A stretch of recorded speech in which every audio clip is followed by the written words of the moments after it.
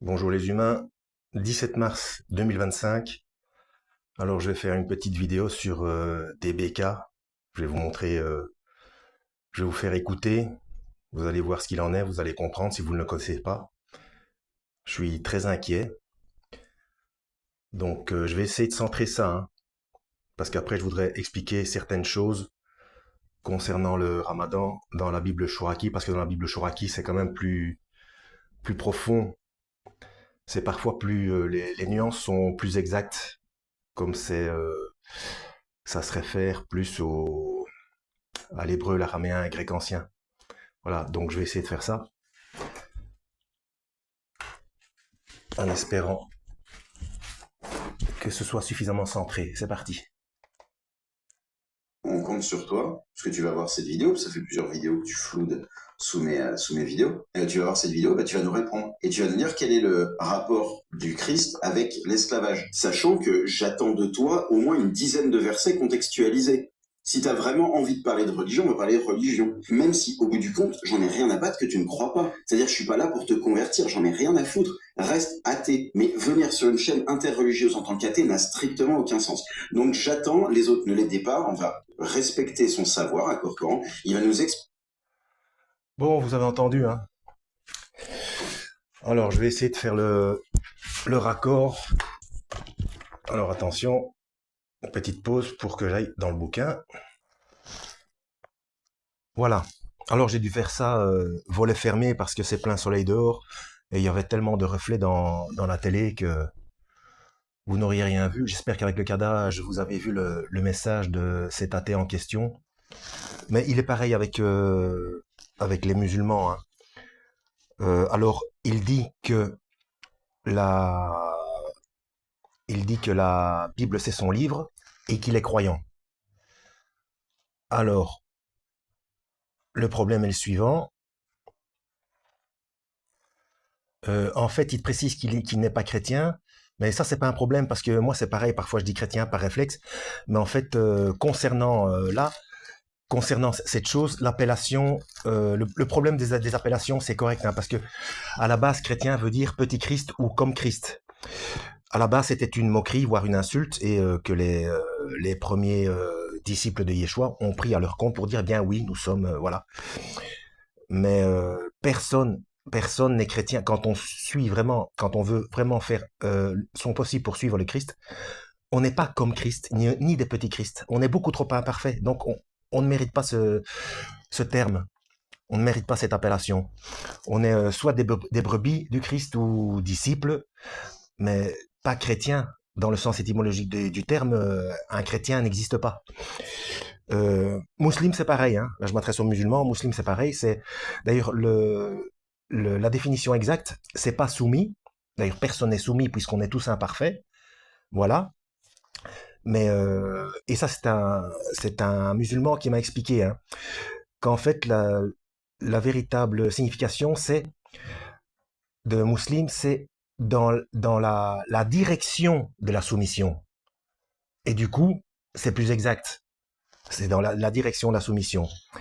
Et oui, pour en revenir à DBK, si tu vois cette vidéo, alors, si la Bible est ton livre et que tu es croyant, sache que ta manière de faire, d'ailleurs, je vais aller dans Matthieu chapitre 5, que tu connais certainement, ta manière de faire, tu t'éloignes du Christ, tu t'éloignes de son enseignement, et tu sais ce qu'il se passe si on rejette son enseignement, c'est-à-dire si on manque d'amour envers son prochain, ce que tu fais manifestement. Donc là, tu es en danger, tu te trompes. Et si tu es croyant, mais que ce n'est pas euh, Yeshua, le Christ que tu suis, c'est que tu suis de manière consciente l'adversaire.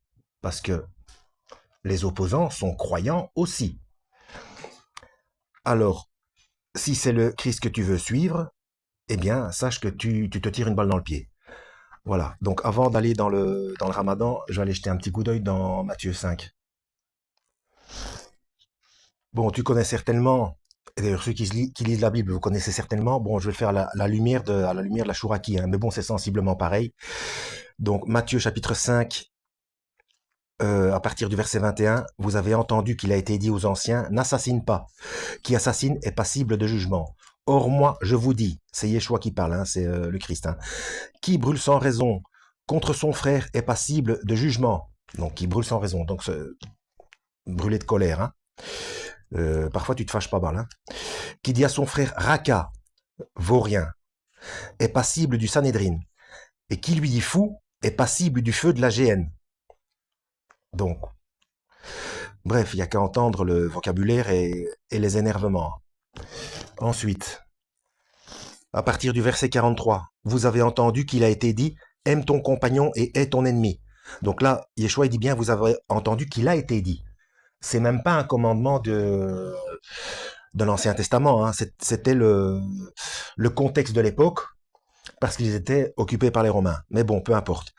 Or, moi, je vous dis, parce que de toute façon, dans l'Ancien Testament, il y a œil pour œil, dent pour dent. Ça colle pas. Ça colle pas avec l'enseignement du Christ. Et il y avait déjà eu un rappel à l'ordre en Amos 5, versets 25 à 27. Hein. Alors, l'explication de ce problème de la loi mosaïque pour certains commandements. Donc, voilà. Aime ton compagnon et hais ton ennemi. Or, moi, je vous dis, aimez vos ennemis. Priez pour vos persécuteurs afin de devenir fils de votre Père des ciels. Oui, il fait lever son soleil sur les bons et sur les criminels, pleuvoir sur les justes et les injustes. Oui, si vous aimez vos amis, quel salaire aurez-vous?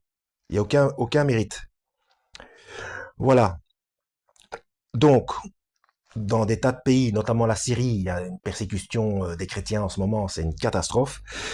Et, et oui, même dans les pays où la persécution est douce, entre guillemets, comme ici, il y a beaucoup de musulmans qui nous jugent et qui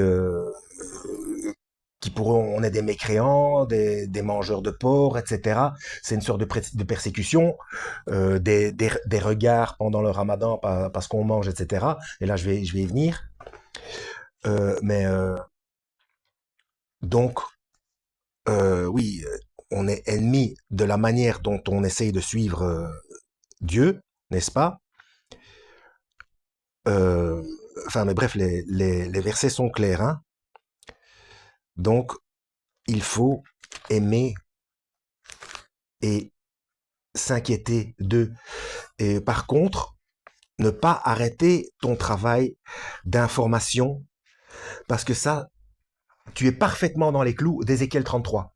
Il faut dénoncer les mensonges et tout ce qui éloigne l'humain du Créateur.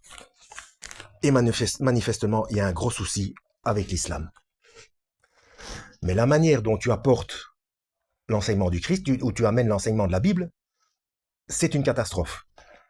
Donc tu manques d'amour envers ton prochain, et je ne sais plus où c'est, mais bon, bref, donc tu t'en fous, on a entendu, tu t'en fous complètement, alors que ça devrait être ton inquiétude. Et ça aussi, c'est en corrélation avec Ézéchiel 33. Donc quand je dis que tu es parfaitement dans les clous d'Ézéchiel 33, oui et non, parce que tu ne t'inquiètes pas de l'âme des athées et des musulmans. Alors, voilà. Je ne sais pas concernant les juifs et autres, je ne t'ai pas encore... de toute façon, ta chaîne n'est pas une chaîne qui traite de ça, mais je t'ai pas encore entendu concernant les autres doctrines. Hein. Bon, on va dans Romains chapitre 14, concernant le ramadan. Voilà, j'avais déjà fait une vidéo qui s'appelle le ramadan, où je l'avais lu dans la seconde 21. Ici, on va la lire à la lumière de la Chouraki. Donc, 14, dont le titre est « Ne pas juger ». Alors, 14, à partir du verset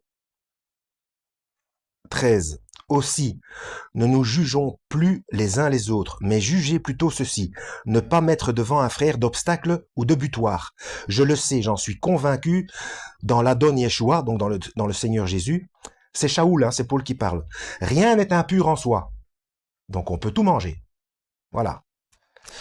Mais si quelqu'un considère impur quoi que ce soit, cela est impur pour lui. Alors peu importe le croyant, là il s'agit du ramadan, donc du musulman, si pour lui quelque chose est impur et qu'il s'interdit de le manger pour faire plaisir à Dieu, ce n'est pas un péché. La démarche est bonne. C'est dommage parce qu'il s'interdit tout un tas de choses, mais enfin les juifs, enfin les judaïques et les nazaréens, qui sont des chrétiens aussi, s'interdisent encore plus. Mais bon, c'est un autre débat. Mais il n'y a rien de mal à ça, ce n'est pas un péché. Et l'intention est bonne. Si ton frère est attristé à propos d'une nourriture, tu ne marches plus selon l'amour. Aime ton prochain comme toi-même. Ne pousse donc pas à la perte par ta nourriture. Quelqu'un pour qui le Messie est mort. Parce que Yeshua, le Christ, est mort pour les musulmans aussi. Jusqu'à ce qu'ils acceptent, évidemment, parce que tant qu'ils n'acceptent pas, le sacrifice qu'il a fait ne compte pas, malheureusement. Mais en attendant, le sacrifice a été fait pour tout le monde. Après, c'est à la personne d'accepter ou non. C'est comme ça, le libre arbitre. Ne calomniez pas donc votre bien. Le règne d'Elohim n'est certes pas aliment ou boisson, d'accord, mais justice, paix et joie dans le souffle sacré. Donc là, c'est le fameux roux en arabe, roi en hébreu. Merci pour ceux qui m'ont mis... En plus, je connaissais Ruach Kadosh, c'est l'Esprit Saint. Donc, et joie dans l'Esprit Saint. Voilà. Donc oui, qui sert ainsi le Messie sera agréé par Elohim et approuvé par les hommes. Donc voilà, si on fait l'effort de ne pas manger devant eux, parce que eux font l'effort, eh bien voilà, c'est une marque de respect euh, envers leur effort. Donc il n'y a pas de... C'est ça, obéir à Christ. S'inquiéter d'autrui. Nous, on peut attendre pour aller manger quand on est chez nous ou dans un endroit où il n'y a pas de musulmans. Voilà, ils ne font rien de mal. Au contraire. Par contre, oui, il faut dénoncer leur religion. Oui. Mais la manière dont tu le fais, DBK, tu vas en ligne droite vers l'enfer. Tu fais partie de ceux où il est écrit ce n'est pas celui qui me dit Seigneur, Seigneur, etc. N'avons-nous pas enseigné en ton nom, chassé des démons, etc. Il va dire en vérité, je ne vous connais pas. Eh bien, tu es en plein dans cette situation. Voilà, en espérant avoir été utile. Là, je m'adresse à tout le monde. Pour les bécas, il faut prier pour lui parce qu'il est en danger et prier pour les musulmans parce qu'ils sont malheureusement endoctrinés d'une mauvaise manière, quoi.